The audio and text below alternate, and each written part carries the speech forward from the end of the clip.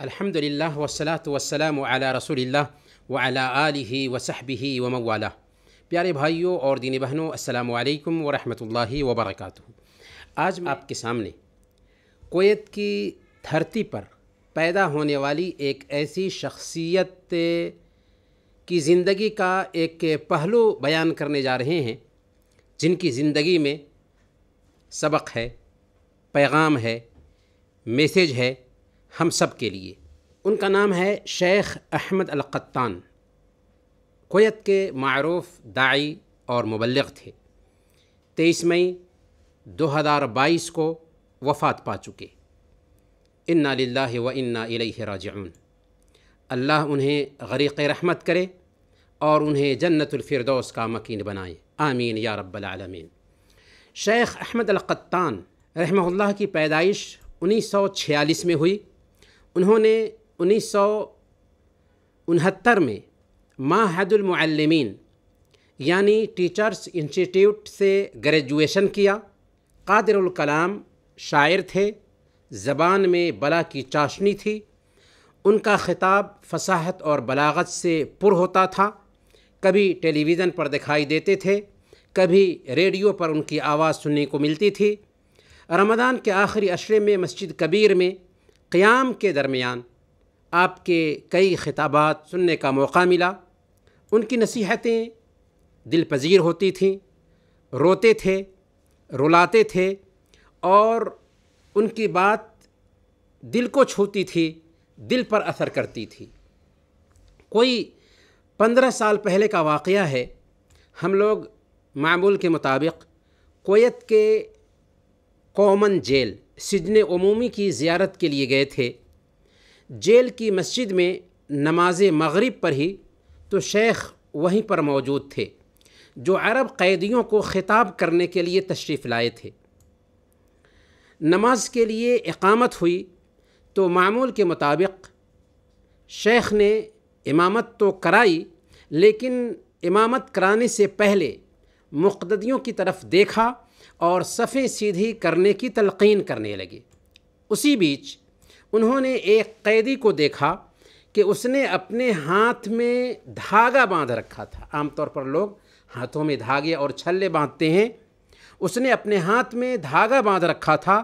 نماز شروع کرنے سے پہلے شیخ نے تاکید کی کہ اسے کاٹ کر پھینک دو، اور مسند احمد کی وہ حدیث سنائی کہ اللہ کے رسول صلی اللہ علیہ وسلم نے ایک آدمی کے ہاتھ میں چھلا دیکھا، پوچھا کہ یہ کیوں تم نے پہن رکھا ہے؟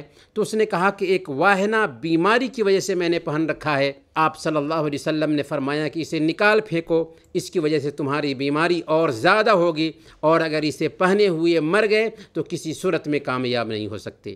یہ حدیث سنانے کے بعد شیخ نے اسے دھاگا کاٹنے کی تاکید کی، پھر آپ نے امامت کرائی۔ اس سے آپ شیخ رحمہ اللہ کی اصلاح عقیدہ کے تعلق سے فکر مندی کا اندازہ لگا سکتے ہیں۔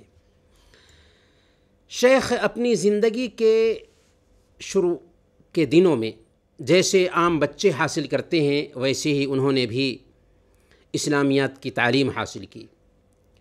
جب معہد المعلمین سے فارغ ہوئے تو زبان و ادب پر مہارت تھی، شعر و شاعری کرتے تھے جیسا کہ ہم نے عرض کیا، لیکن کمیونسٹوں کے ہتھے چڑھ گئے، ان کے ساتھ گھل مل گئے، الہادی فکر کو عام کرنے لگے۔ ایسا کیسے ہوا؟ گھر کا ماحول کیسا تھا؟ ان کے والد کی ذہنیت کیسی تھی؟ پھر وہ داعی اور مبلغ کیسے بن گئے؟ ہر مسلمان کے لیے ان کی زندگی میں یہ بہت بڑا سبق ہے، اسی لیے میں نے یہ ویڈیو ریکارڈ کی ہے۔ غور سے اخیر تک ہماری بات سنیں، ہم آپ کو زحمت دیں گے کہ ہماری بات اخیر تک سنیں۔ سب سے پہلے ان کے والد کے بارے میں جانتے ہیں۔ ان کے والد کی توبہ کی سبق آموز کہانی ہے۔ ان کے والد سمندری سفر کرتے تھے کاروبار کے ارادہ سے۔ سمندر ہی کے ایک سفر میں تھے کہ ان کے اوپر بجلی گری، اعضاء معطل ہو گئے، فالج کے جیسے بیماری لاحق ہو گئی، لوگ ان کو گھر پر لے کر کے آئے، چل پھر نہیں سکتے تھے، گھر کی مالی حالت بھی ٹھیک نہیں تھی، علاج کا بندوبست نہیں ہو رہا تھا، تقریباً 10 سال تک بغیر علاج کے گھر پر بیٹھے رہے۔ اسی درمیان ایک دم کرنے والے کے بارے میں جانکاری ملی کہ فلاں ہیں جو دم کرتے ہیں، اور ان کو ملا کہا جاتا تھا۔ ان کو دم کرنے کے لیے بلایا گیا، لیکن افسوس کہ انہوں نے دم کرنے کے لیے پیسے مانگنا شروع کر دیا۔ ان کے والد نے کہا کہ میں ایک غریب اور معذور آدمی ہوں اور میری جیب میں کچھ بھی نہیں ہے سوائے یہ آدھا روپیہ جو میرے اور میرے گھر والوں کے کھانے کی قیمت ہے۔ وہ آدمی بضد رہا اور کچھ لیے بغیر دم کرنے کے لیے راضی نہیں ہوا، بلکہ دم کیے بغیر چلا بھی گیا۔ اس کا ان کے والد پر سخت اثر پڑا، ان کو بہت کفت ہوئی اور رد عمل کے طور پر تمام مذہبی لوگوں سے نفرت کرنے لگے، بلکہ دین سے بھی انہیں نفرت ہو گئی، اسلام سے بھی ان کے دل میں نفرت پیدا ہو گئی۔ ان کے والد پڑھے لکھے تھے، شعر و شاعری کرتے تھے، اب کیا تھا، مذہبی لوگوں پر شعر و شاعری میں طنز کسنے لگے، ان کا مذاق اڑانے لگے۔ دن گزرتے گئے، ایک دن ان کے پاس ایک آدمی آیا اور کہا کہ آپ ایک امریکی ہاسپیٹل ہے، وہاں جا کر کے علاج کرائیں، اس میں ایک سکیڈر نام کے ڈاکٹر ہیں، ان سے ملیں گے تو آپ کا صحیح علاج ہو جائے گا۔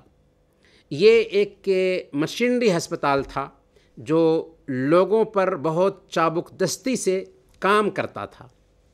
اس وقت شیخ کے والد، ان کے پاس گاڑی نہیں تھی، ان کے والد اپنے گھر سے امریکی ہاسپیٹل پیدل چل کر گئے، اپنے رانوں پر رینگتے ہوئے ڈاکٹر کے پاس پہنچے۔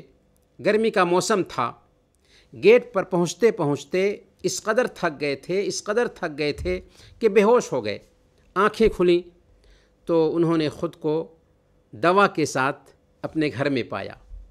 ہوا یہ کہ جب وہ گیٹ پر پہنچے تو بے ہوشی طاری ہو گئی۔ ڈاکٹر نے کھڑکی سے جھانک کر دیکھ لیا کہ ایک بندہ آیا تھا علاج کے لیے، سامنے میں بے ہوش ہو گیا۔ نرسوں کے ساتھ ڈاکٹر نیچے آیا، تشخیص کی، بیماری کو اس نے پہچان لیا، انجیکشن دیا، دوا بھی دیا اور اپنی پرائیویٹ کار میں لے کر ان کو گھر بھی پہنچا دیا۔ جب انہیں ہوش آیا تو انہوں نے اپنے جیب میں 5 روپے بھی پایا۔ روپے اس لیے کہ اس وقت کویت میں انڈین کرنسی ہی چلتی تھی۔ اپنی ماں سے انہوں نے پوچھا کہ یہ روپے میرے جیب میں کہاں سے آئے، کس نے ڈالے؟ تو ماں نے کہا کہ یہ ڈاکٹر نے رکھا ہے جو تمہیں یہاں لے کر کے آیا ہے۔ یہاں پر ذرا ٹھہریں اور شیخ احمد القطان رحمۃ اللہ علیہ اپنے والد کا قصہ بیان کرتے ہوئے کہتے ہیں کہ غور کریں مولوی کے کردار اور اس عیسائی مشینری کے ڈاکٹر کے کردار پر، کہ دونوں کے کردار میں آسمان اور زمین کا فرق پایا جاتا ہے۔ اللہ اسے معاف کرے۔ برکیف کچھ ہی دنوں میں شیخ کے والد صحت یاب ہو گئے، چلنے لگے۔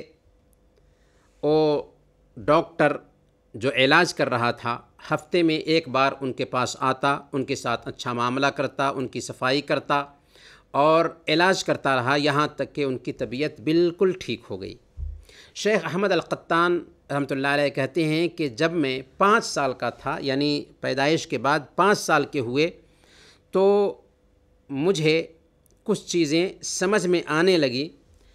تو ایسی حالت میں میرے والد مجھے ہر ہفتہ ڈاکٹر کے پاس لے کر جاتے تھے اور مجھے کہتے تھے کہ دیکھو اس آدمی کو، کہ اس کی وجہ سے تمہارا باپ صحت یاب ہوا، اس نے میرا علاج کیا، 5 روپے میرے جیب میں ڈالے، جبکہ ملا نے میرا علاج کرنے سے انکار کر دیا کیونکہ میرے پاس روپے نہیں تھے۔ پھر وہ مجھے اس کا ہاتھ چومنے کے لیے کہتے تھے، اور میں اٹھ کر ڈاکٹر کا ہاتھ چومتا تھا اور یہ ان کا معمول بن گیا تھا۔ شیخ احمد القطان کہتے ہیں کہ میرے والد مذہبی لوگوں کا مذاق اڑاتے تھے، دین سے بیزار ہو کر زندگی گزارا کرتے تھے۔ برکیف شیخ احمد القطان کے والد کا جو قصہ ہے اس کو ہم یہیں پر روکتے ہیں اور شیخ احمد القطان کی زندگی کی طرف توجہ دیتے ہیں تاکہ آپ کو پتہ چل سکے کہ شیخ احمد القطان کی جو پرورش ہے کس ماحول میں ہوئی تھی اور اس ماحول کا شیخ احمد القطان کی زندگی پر کیا اثر ہوا۔ ایک عرب شاعر کہتا ہے اذا کان رب البیت بالطبل ضاربا فلا تلم الاولاد فیہ علی الرقص، کہ اگر گھر کا گارجین طبلہ بجا رہا ہو تو اولاد کو رقص کرنے پر ملامت مت کرو۔ شیخ کہتے ہیں کہ میں نے اسلامی تعلیمی اداروں میں ضرور حاصل کی تھی لیکن تربیت سے محروم رہا تھا، اور کیوں نہ محروم رہتے کہ باپ تو دین بیزار تھا، دین کو برا بھلا کہتا تھا، علماء کو برا بھلا کہتا تھا، یہاں تک کہ میں نے معہد المعلمین سے گریجویشن کر لیا، زبان پر ملکہ حاصل تھا، شاعری کرتے تھے۔ اسی بیچ میری زندگی میں ایک عجیب واقعہ پیش آیا۔ شیخ کی زندگی میں ایک عجیب واقعہ پیش آتا ہے۔ کیا ہے وہ واقعہ؟ آئیے سنتے ہیں۔ کمیونسٹ پارٹی میں نے شمولیت اختیار کر لی، جو الحاد کی طرف دعوت دیتے تھے۔ وہ میری نظمیں اپنے رسالوں اور اخبارات میں شائع کرتے تھے، میری تعریف کے پل باندھتے، میرے لیے مشاعرے اور ادبی مجلسیں منعقد کرتے تھے، مجھے پرائیویٹ لائبریریوں میں لے جاتے اور کہتے کہ آپ کو جو کتابیں چاہیے بغیر قیمت دیے ہوئے ان میں سے چن لیجئے اور آپ ان کا مطالعہ کیجئے۔ چنانچہ وہ کہتے ہیں کہ میں ان کا خوب مطالعہ کرتا، لیکن وہ کتابیں کیا تھیں؟ الحاد کی دعوت دینے والی کتابیں تھیں۔ آہستہ آہستہ وہ مجھے کیفے میں لے جانے لگے۔ 3 مہینے کے بعد ہم اس جماعت کے لیڈر سے ملے جو مصر سے لوٹ کر آیا تھا۔ اس رات انہوں نے فجر کی اذان کا بھی مذاق اڑایا۔ عشاء کے بعد سے طلوع فجر تک ہم سب کی گفتگو کا سیشن چلتا رہا۔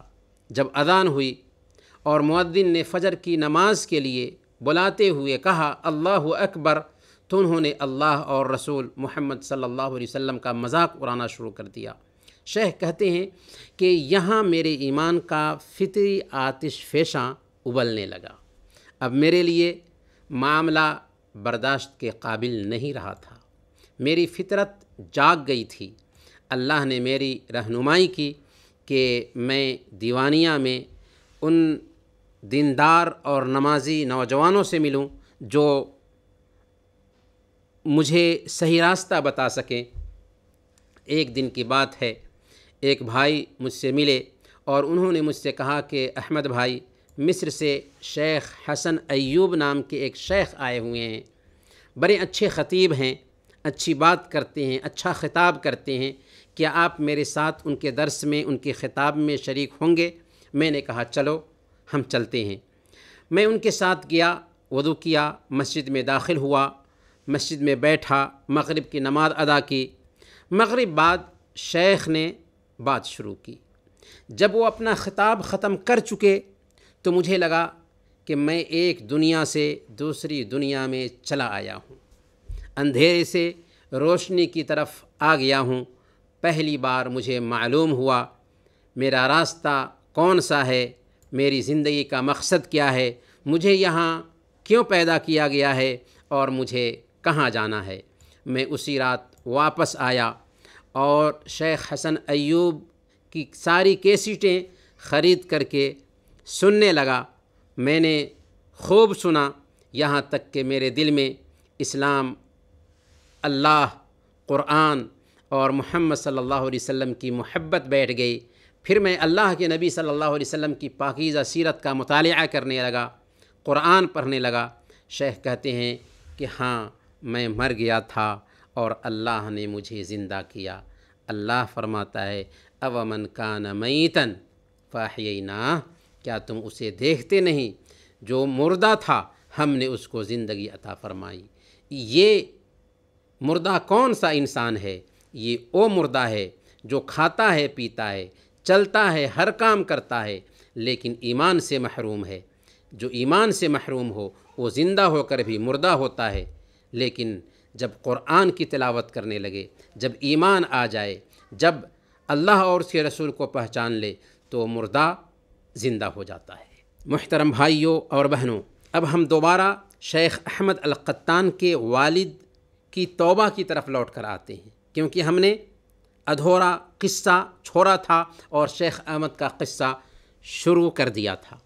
جب اللہ نے شیخ احمد القطان کو ہدایت نصیب فرمائی تو انہوں نے داڑھی رکھ لی، دینی شعار اختیار کر لیا، تو اب ان کے والد اپنے دیندار بیٹے کا بھی مذاق اڑانے لگے، ان کی داڑھی کا بھی استہزاء کرنے لگے۔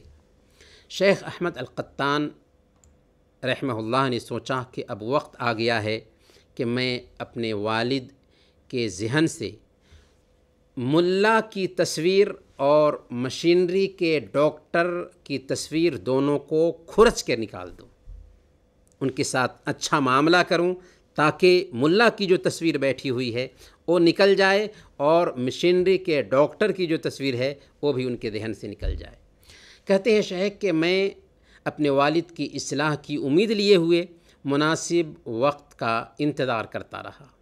چنانچہ وہ موقع آ ہی گیا جس کا مجھے انتظار تھا۔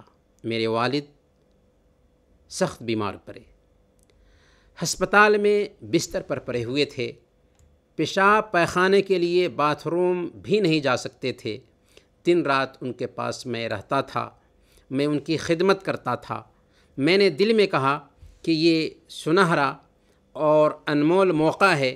ایسی حالت میں میرے والد مجھے عجیب عجیب طرح سے آزماتے تھے۔ رات کے آخری پہر میں مجھے حکم دیتے کہ میں ان کے لیے کوئی پھل لاؤں جو اس وقت دستیاب نہ ہو۔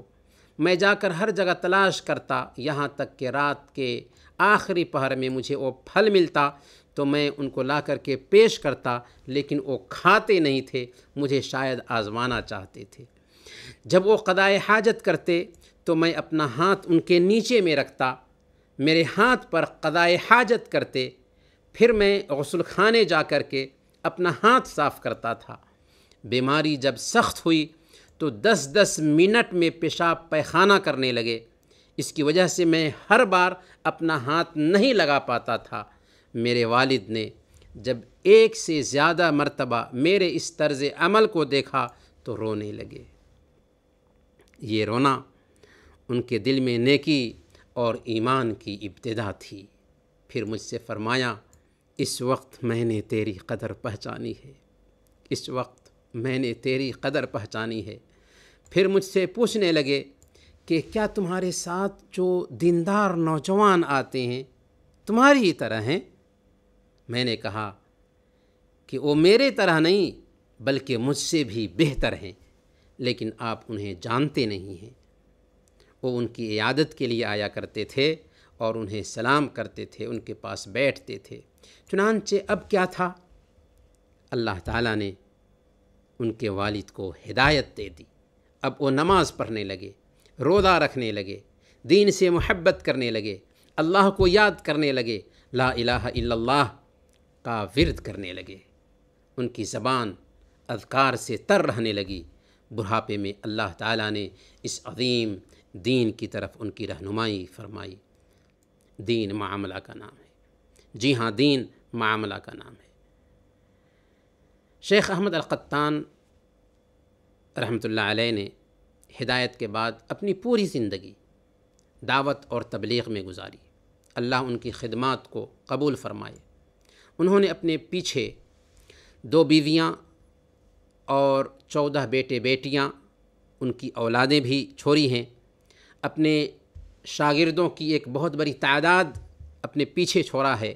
یہ سب ان کے لیے ذخیرہ آخرت ہیں، لیکن ان کی زندگی سے ہمیں جو سبق مل رہا ہے، ہمیں جو پیغام مل رہا ہے، اس پیغام پر ہمیں دھیان دینا چاہیے اور اس پیغام سے ہمیں سبق لینا چاہیے۔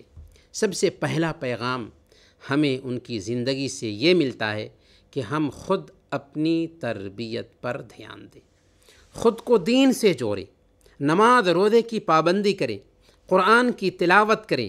اگر مربی کی زندگی میں کجی ہو، اگر مربی ٹھیک نہ ہو، اللہ اور اس کے رسول اور شریعت کی پاسداری کرنے والا نہ ہو، تو اس گھر میں پلنے والی اولاد کبھی ٹھیک نہیں ہو سکتی، الا یہ کہ اللہ رب العالمین کسی کے لیے ہدایت کا سامان فراہم کر دے۔ دوسرا سبق ہمیں یہ ملتا ہے کہ ہم اپنے بچوں کی دینی تربیت پر خاص دھیان دیں۔ آج الحاد کے فتنے دوروں پر ہے، شبہات کے فتنے دوروں پر ہے، ارتداد کی لہر چل رہی ہے، دشمن ہماری نئی نسل کو تباہ کرنے کی پلاننگ کر رہا ہے۔ خود ہمارے بچے جو سلیبس پڑھتے ہیں، ان کے نگیٹو اثرات ان پر پڑتے ہیں۔ ہماری نئی نسل کو تباہ کرنے کی پلاننگ کی جا رہی ہے۔ یہ وقت کی پہلی ضرورت ہے کہ ہم اپنے گھر میں دینی تربیت کا اہتمام کریں۔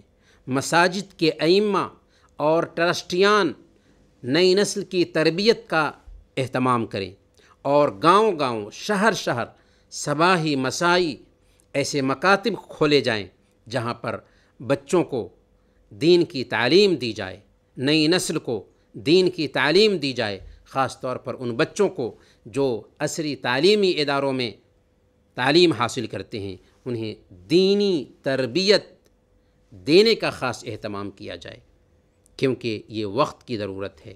شیخ احمد القطان کا جو وقت تھا، آج کا جو وقت ہے، اس میں آسمان اور زمین کا فرق ہے۔ آج سب سے زیادہ ہمیں اپنے بچوں کی تربیت پر دھیان دینے کی ضرورت ہے۔ یہ سبق ہمیں شیخ احمد القطان کی زندگی سے ملتا ہے۔ تیسرا سبق ہمیں یہ ملتا ہے کہ ہم اسلام کی عملی اور پریکٹیکل شکل دنیا کے سامنے پیش کریں۔ دنیا پیاسی ہے، اپنے اخلاق سے، اپنے رویہ سے، اپنے کردار سے دنیا کو بتائیں کہ یہ دین ہوا اور پانی کے جیسے ہر انسان کی ضرورت ہے۔ ہمارے اخلاق سے متاثر ہو کر لوگ پکار اٹھیں کہ جن کے اخلاق اتنے اعلیٰ، اتنے اونچے ہیں، ان کا دین کتنا عظیم ہوگا۔ اسلام دنیا میں مسلمانوں کے کردار سے پھیلا ہے۔ آج بھی ضرورت ہے یہ کردار بتانے کی۔ انسانیت بیمار ہے، اس بیماری کا علاج ہمارے پاس ہے۔ ہمیں چاہیے کہ ہم خود اپنے آپ کو ٹھیک کریں، اپنی نئی نسل کو سنبھالیں، لوگوں کو اسلام کی طرف بلائیں، اور بلانے میں پریشانی آتی ہے تو صبر کریں، اسی میں ہمارے تمام مسائل کا حل ہے۔ اللہ سے ہم دعا کرتے ہیں کہ اللہ شیخ کی مغفرت فرمائے، انہیں جنت الفردوس کا مکین بنائے، اور ہم سب کو زندہ رکھے تو ایمان پر زندہ رکھے، اور وفات دے تو ایمان پر وفات دے۔ آمین۔ وصلی اللہ علی نبینا محمد وعلی آلہ وصحبہ اجمعین۔